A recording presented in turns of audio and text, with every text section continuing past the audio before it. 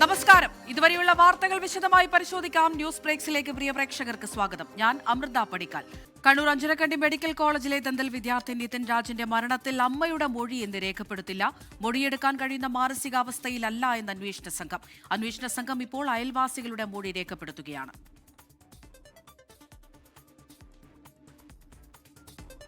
അന്വേഷണ സംഘം നെടുമങ്ങാട്ടെ നിതിന്റെ വീട്ടിലെത്തിയിട്ടുണ്ടായിരുന്നു. കുടുംബാംഗങ്ങളുടെയൊക്കെ മൊഴിയെടുക്കുകയായിരുന്നു ലക്ഷ്യം. എന്നാൽ അമ്മയുടെ മൊഴി നിലവിൽ ഈ ഒരു ഘട്ടത്തിൽ എടുക്കാൻ കഴിയില്ല എന്നാണ് അന്വേഷണ സംഘം പറയുന്നത്. കാരണം അതിനുള്ള ഒരു മാനസികാവസ്ഥയിലല്ല അമ്മയുള്ളത്. നിലവിലിപ്പോൾ അന്വേഷണ സംഘം അയൽവാസികളുടെ മൊഴി രേഖപ്പെടുത്തുകയാണ്. കൂടുതൽ വാർത്തകളിലേക്ക് കടക്കാം. നിയമസഭാ തെരഞ്ഞെടുപ്പിൽ അന്തിമ പോളിംഗ് കണക്കുകൾ പുറത്തുവിട്ടില്ല എന്ന വിവാദങ്ങൾക്കിടെ വിശദീകരണവുമായി മുഖ്യ തെരഞ്ഞെടുപ്പ് ഓഫീസർ. സർവീസ് വോട്ടുകൾ ചേർക്കാതെയുള്ള പോളിംഗ് ശതമാനം 79.63 ആണെന്നും അന്തിമ കണക്കുകൾ പുറത്തുവിടുന്നതിൽ വൈകൽ ഉണ്ടായിട്ടില്ല എന്നും രത്തൻ യു കേൽക്കർ പ്രതികരിച്ചു. കൃത്യമായ പോളിംഗ് ശതമാനം പുറത്തുവിടണമെന്നാവശ്യപ്പെട്ട് രാഷ്ട്രീയ പാർട്ടികൾ കേന്ദ്ര തെരഞ്ഞെടുപ്പ് കമ്മീഷനെ സമീപിച്ചിരുന്നു. വോട്ടെടുപ്പ് കഴിഞ്ഞ് ഒരു ദിവസത്തിനുള്ളിൽ തന്നെ കൃത്യമായ പോളിംഗ് ശതമാനം, മണ്ഡലം തിരിച്ചുള്ള കണക്ക്, ബൂത്ത് തല വിവരങ്ങൾ എന്നിവ തിരഞ്ഞെടുപ്പ് കമ്മീഷന്റെ വെബ്സൈറ്റിൽ വരുന്നതായിരുന്നു രീതി. എന്നാൽ ഇപ്രാവശ്യം വോട്ടെടുപ്പ് കഴിഞ്ഞ് 3 ദിവസം പിന്നിട്ടിട്ടും വെബ്സൈറ്റിൽ അന്തിമ കണക്ക് ലഭ്യമായിരുന്നില്ല. വിവാദമായതോടെയാണ് തിരഞ്ഞെടുപ്പ് കമ്മീഷൻ വിശദീകരണവുമായി രംഗത്തെത്തിയത്. EVM, തപാൽ, ഹോം വോട്ടുകൾ എന്നിവ ചേർത്ത് കേരളത്തിൽ 79.63% പോളിംഗ് ആണ് രേഖപ്പെടുത്തിയിട്ടുള്ളത് എന്ന് മുഖ്യ തിരഞ്ഞെടുപ്പ് ഓഫീസർ. പ്രിസൈഡിംഗ് ഓഫീസർ രേഖപ്പെടുത്തിയ കണക്കാണിത്. എന്നാൽ സർവീസ് വോട്ടുകൾ ഇതിൽ ഉൾപ്പെട്ടിട്ടില്ല. അന്തിമ കണക്ക് വന്നതിനു ശേഷം ഇൻഡെക്സ് കാർഡ് ഇറക്കുമെന്നും രത്തൻ യു ഖേൽക്കർ പറഞ്ഞു. 17C വരെ പ്രിസൈഡിംഗ് ഓഫീസേഴ്സ്, റിട്ടേണിംഗ് ഓഫീസേഴ്സ് എല്ലാം കൊളക്ട് ചെയ്ത് തന്നിട്ടുള്ള ഡേറ്റ, പിന്നെ പോസ്റ്റൽ ബാലറ്റ്സ് വന്നിട്ടുള്ളത് 79.63%.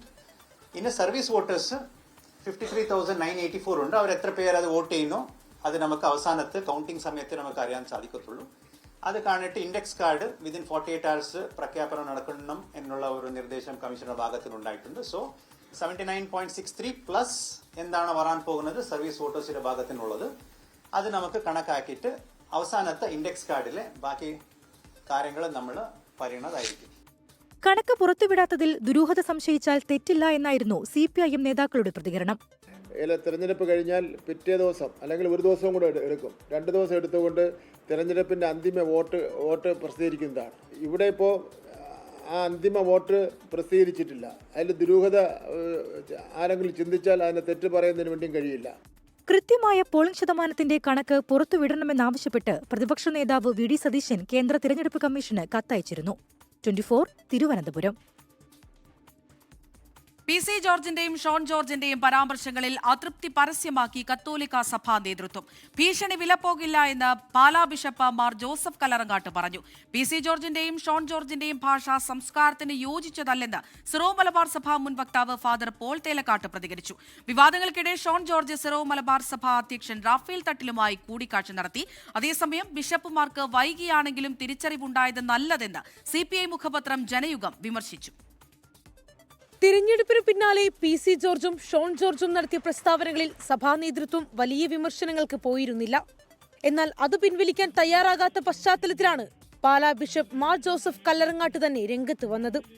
ആരാണെങ്കിലും മതനേതാക്കന്മാർക്ക് അവരുടെ നേരെ മാന്യമല്ലാത്ത രീതിയിൽ പ്രതികരിക്കുന്നതും സംസാരിക്കുന്നതും ശരിയാണെന്ന് എനിക്ക് തോന്നുന്നില്ല. ഭീഷണിയുടെ സ്വരം വിലപ്പോകില്ല. അത് നമ്മൾ തിരിച്ചറിയണം. അങ്ങനെ ആരും നമ്മളെ പേടിപ്പിക്കേണ്ടതില്ല. പിന്നാലെ താമരശ്ശേരി രൂപത ബിഷപ്പ് റെമീജിയോസ് ഇഞ്ചനാനിയിലും പ്രതികരണവുമായി രംഗത്തെത്തി. സീറോ മലബാർ സഭ മുൻ വക്താവ് ഫാദർ പോൾ തേലക്കാട്ടും പരസ്യ വിമർശനം നടത്തി. ആരെങ്കിലും ഞങ്ങൾക്കെതിരെ പറഞ്ഞാലോ മെത്രാന്മാർക്കെതിരെയോ സഭാ നേതൃത്വത്തിനെതിരെയോ പറഞ്ഞാലൊന്നും ഞങ്ങൾക്ക് യാതൊരു വിഷമവുമില്ല. ഈശോ പറഞ്ഞ വാക്ക് മാത്രമേ ഉള്ളൂ, കർത്താവെ അവരോട് എല്ലാം ക്ഷമിക്കണമേ എന്ന്. ഷോൺ ജോർജ് ആയാലും PC ജോർജ് ആയാലും അങ്ങനെയുള്ള ഭാഷ പറയുന്നതിൽ ഒട്ടും വൈമുഖ്യമില്ലാത്തവരാണ്. സംസ്കാരത്തിന് യോജിച്ച ഭാഷയല്ല പറയുന്നത്. അതും പക്വമായി രാഷ്ട്രീയത്തിൽ ഇടപെട്ട് സംസാരിക്കാൻ അവർ ശ്രദ്ധിക്കണമെന്നാണ് ഞാൻ പറയുന്നതിൻ്റെ അർത്ഥം. സഭാ നേതൃത്വം പ്രതികരിച്ചു തുടങ്ങിയതോടെ പ്രശ്നം പരിഹരിക്കാൻ ഷോൺ ജോർജ് നീക്കം ആരംഭിച്ചു. സീറോ മലബാർ സഭ ആസ്ഥാനത്തെത്തി അധ്യക്ഷൻ റാഫേൽ തട്ടിലുമായി കൂടിക്കാഴ്ച നടത്തി. മറ്റ് സഭാ മേലധ്യക്ഷന്മാരെയും നേരിട്ട് കാണാനാണ് തീരുമാനം.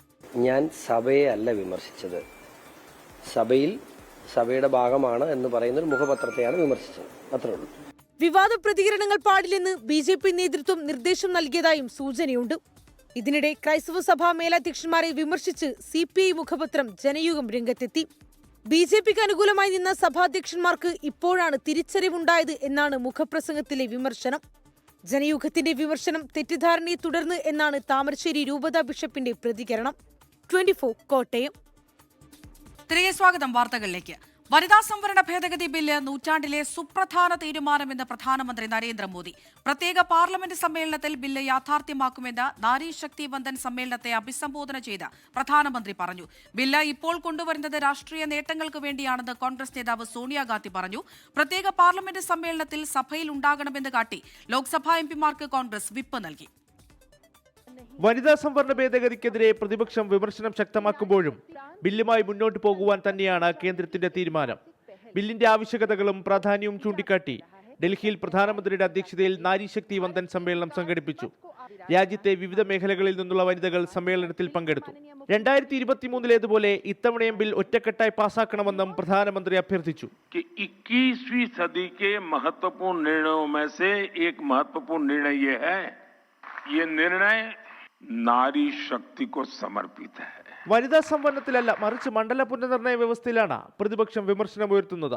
വനിതാ സംവരണത്തിനായി ലോക്സഭാ സീറ്റുകളുടെ എണ്ണം വർദ്ധിക്കുമ്പോൾ രാഷ്ട്രീയ തുല്യത ഉറപ്പാക്കണമെന്ന് സോണിയാഗാന്ധി ആവശ്യപ്പെട്ടു.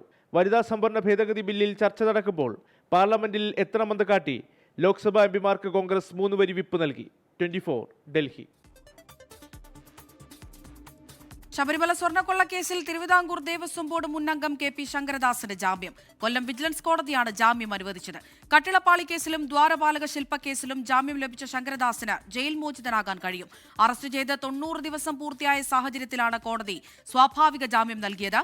ഇതോടെ കേസിൽ SIT അറസ്റ്റ് ചെയ്ത മുഴുവൻ പ്രതികളും പുറത്തിറങ്ങി.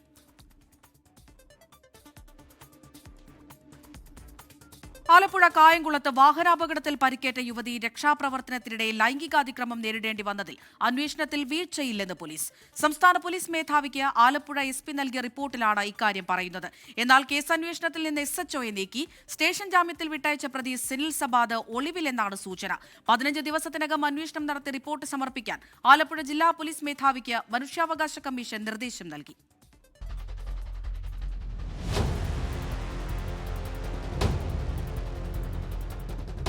ഈ മാസം 4-ന് നടന്ന സംഭവത്തിൽ 10 ദിവസം പിന്നിട്ടിട്ടും അന്വേഷണ പുരോഗതിയില്ലെന്ന യുവതിയുടെ പരാതിയിലായിരുന്നു DGP റിപ്പോർട്ട് തേടിയത്.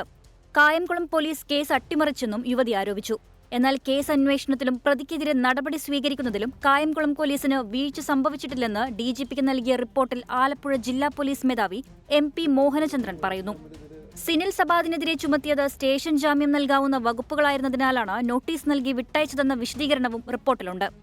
ഇത് കംപ്ലൈൻറ്റ് പോലീസും തമ്മിൽ ഇതിൽ ഡിഫറൻസിൻ്റെ ഒപ്പിൻ്റെ ആവശ്യമില്ല. കാരണം ഇതൊരു സക്സസ്ഫുൾ പ്രോസിക്യൂഷനാണ് നമ്മൾ ഈ സമയം മുതൽ അത് നോക്കുന്നത്. ആ തരത്തിലുള്ള എന്തെങ്കിലും വീഴ്ചകളോ മറ്റേതെങ്കിലും ഒമിഷൻസോ സംഭവിച്ചിട്ടുണ്ടെങ്കിൽ അത് ക്ലാരിഫൈ ചെയ്യുന്നതിന് വേണ്ടിയാണ് DYSPയുടെ ഇൻവെസ്റ്റിഗേഷൻ എടുക്കാൻ വേണ്ടി പറഞ്ഞിരിക്കുന്നത്. പരാതിക്കാരിയുടെ രഹസ്യമൊഴി രേഖപ്പെടുത്താൻ ചൊവ്വാഴ്ച തന്നെ കോടതിയിൽ അപേക്ഷ നൽകിയിരുന്നെന്നും ജില്ലാ പോലീസ് മേധാവി. അതേസമയം കായംകുളം SHO കേസ് അന്വേഷണത്തിലും പെരുമാറ്റത്തിലും നീതി പുലർത്തിയില്ലെന്ന ആക്ഷേപവും പരാതിക്കാരി ഉയർത്തി. ഇതോടെ അന്വേഷണ ചുമതലയിൽ നിന്ന് SHOയെ നീക്കി. കായംകുളം DYSPയാണ് ഇനി കേസ് അന്വേഷിക്കുക. എറണാകുളം DIG അരുൺ B കൃഷ്ണയുടെ നിർദ്ദേശപ്രകാരമാണ് തീരുമാനം. നോട്ടീസ് നൽകി വിട്ടയച്ച സിനിൽ സബാദ് ഒളിവിൽ പോയതായാണ് സംശയം. വ്യാപാരി വ്യവസായി ഏകോപന സമിതിയുടെ ഭാരവാഹിയായിരുന്ന സിനിലിനെ പ്രാഥമിക അംഗത്വത്തിൽ നിന്ന് സസ്പെൻഡ് ചെയ്തു. 24 ആലപ്പുഴ. ഹോർമുസ് കടലിടുക്കിൽ ട്രംപ് പ്രഖ്യാപിച്ച ഉപരോധത്തിനെതിരെ ലോകരാജ്യങ്ങൾ. ഉപരോധത്തെ UK പിന്തുണയ്ക്കില്ല എന്ന് പ്രധാനമന്ത്രി Keir Starmer. ഹോർമുസ് തുറക്കാൻ ബഹുരാഷ്ട്ര ദൌത്യം നടത്തുമെന്ന് ഫ്രഞ്ച് പ്രസിഡന്റ് ഇമാനുവൽ മാക്രോണും അറിയിച്ചു. ഹോർമുസ് തുറക്കണമെന്നാവശ്യപ്പെട്ട് ചൈനയും റഷ്യയും യൂറോപ്യൻ യൂണിയനും രംഗത്തെത്തിയിട്ടുണ്ട്. അതേസമയം തനിക്കെതിരെ അതിരൂക്ഷ വിമർശനം ഉന്നയിച്ച ട്രംപിന് മറുപടിയുമായി ലിയോ 14 മാർപ്പാപ്പ രംഗത്തെത്തി. ഹോർമുസ് ഉപരോധിക്കാൻ അമേരിക്ക നീക്കം തുടങ്ങിയതോടെ ട്രംപിനെതിരെ രംഗത്തെത്തിയിരിക്കുകയാണ് ലോകരാജ്യങ്ങൾ. അമേരിക്ക പ്രഖ്യാപിച്ച ഉപരോധത്തെ UK പിന്തുണയ്ക്കില്ലെന്ന് പ്രധാനമന്ത്രി കെയർ സ്റ്റാമർ. ഇറാനെതിരെ യുദ്ധത്തിലേക്ക് UKയെ വലിച്ചിഴക്കേണ്ടതില്ലെന്നും സ്റ്റാർമർ വ്യക്തമാക്കി. മേഖലയിലൂടെ സുരക്ഷിതമായ ചരക്ക് നീക്കം ഉറപ്പാക്കണമെന്ന് ഫ്രഞ്ച് പ്രസിഡന്റ് ഇമ്മാനുവൽ മാക്രോണും ആവശ്യപ്പെട്ടു. ഹോർമുസ് തുറക്കാൻ UKയുമായി ചേർന്ന് ബഹുരാഷ്ട്ര ദൌത്യം നടത്തുമെന്നും മാക്രോൺ. ഹോർമുസിൽ അമേരിക്ക സംയമനം പാലിക്കണമെന്ന് ചൈനയും ഉപരോധം വിപണികൾക്ക് ദോഷകരമാകുമെന്ന് റഷ്യയും അഭിപ്രായപ്പെട്ടു. ഹോർമുസിൽ ചരക്ക് നീക്കം പുനഃസ്ഥാപിക്കണമെന്ന് യൂറോപ്യൻ യൂണിയനും സ്വതന്ത്ര കപ്പൽ നീക്കം തടസ്സപ്പെടുത്തരുതെന്ന് ഇന്ത്യയും ആവശ്യപ്പെട്ടിട്ടുണ്ട്. അതിനിടെ ട്രംപിന്റെ ഉപരോധം രാത്രി 7:30 ആരംഭിക്കാനിരിക്കെ ചരക്ക് നീക്കം ഇറാൻ വേഗത്തിലാക്കി. ഇറാന്റെ 2 എണ്ണ ടാങ്കറുകൾ ഗൾഫിൽ നിന്ന് ഹോർമുസ് വഴി പുറത്തു കടന്നതായാണ് റിപ്പോർട്ട്. അതിനിടെ യുദ്ധവിരുദ്ധ നിലപാടിനെ വിമർശിച്ച ഡൊണാൾഡ് ട്രംപിനെ മറുപടിയുമായി മാർപ്പാപ്പ രംഗത്തെത്തി. രാഷ്ട്രീയമല്ല സമാധാനമാണ് തന്റെ ദൗത്യമെന്നും ട്രംപുമായി സംവാദത്തിന് താല്പര്യമില്ലെന്നും അറിയിച്ച മാർപ്പാപ്പ യുദ്ധത്തിനെതിരെ ഇനിയും പ്രതികരിക്കുമെന്നും വ്യക്തമാക്കി. International desk 24. ന്യൂസ് ബ്രേക്സ് പൂർണ്ണമാകുന്നു. ഇനി പൊതുജനം കഴുതയിൽ സാർ എന്ന പരിപാടി കാണാം. അമൽ ചേരും. നമസ്കാരം.